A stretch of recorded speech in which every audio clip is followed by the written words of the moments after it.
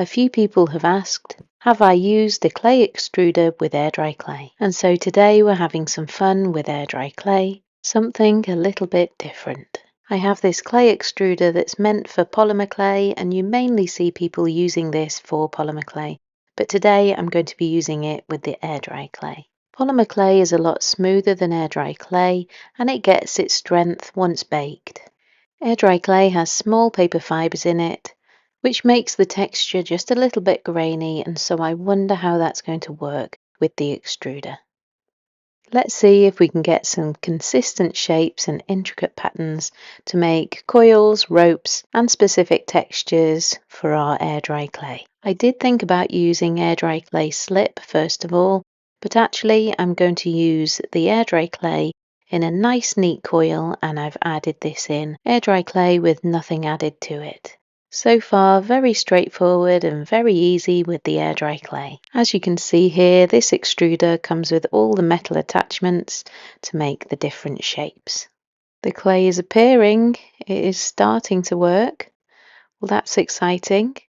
So I've added the small circle disc, the nozzle there, and with gently twisting this, the clay is extruding really lovely. As you can see the fibres. As expected, these are the little paper fibres, but I'm sure we're able to smooth these out and use this in some way. Watch till the end and I'll show you what I make out of that coil. This nozzle that's a slit shape really intrigues me, so let's see what happens with this. Just speeding the video up for you there.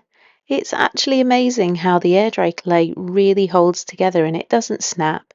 It really holds together, and I could find some really great uses for this. And for each one of these, I'll share a design with you at the end. But if this was to dry just like this on its own, once dry, it would be incredibly brittle. This attachment with all these holes will also be great if we can get it to work. And just like that, just like magic, it really does work. And look how the air dry clay stays together and it's not falling apart, it's not breaking. And the first thing that comes to mind is I'd love to make a little nest for a cute little chick. When attaching air dry clay that's delicate like this, it's a really good idea to use some white craft glue. I have a small disc of damp air dry clay here, and I've put a fairly thick layer of the white glue on top of this. And I'm really impressed with how I can hold and manipulate these air dry clay strands with ease, gently wrapping them around the edge of my air dry clay disc. What else would you use these strands for, or any of the other shapes? Please do let me know in the comments below. A little bit of glue could always be added within these strands as well, just to keep them neat and tidy together, but we can also add some varnish to them once they're dry. Using my knife, I'm just teasing and blending them onto that base of clay, just to try and get them secure and attached. How well do you think these are going to dry? Are you skeptical or not? And do you see here what I made that first coil into? It's actually going to be a pretzel magnet. You can see the paper fibres in the clay here. So it is a lot more grainy than polymer clay, so it doesn't come out quite as smooth as the polymer clay does. That being said, I am loving the results so far with this air dry clay. In a previous video, I made the little yellow chick with the red heart, and I did say that I'd make a similar one as a little blue bird, and many of you went on to request that. So I've made a miniature bird, and that's going to sit in our little nest. I have a slightly thicker oblong than I had the first one, and I'm going to make that into a little sign. I've made the mini bird, and while these set aside to dry, I also want to try out this finer circular extruder and find a way to use this one as well.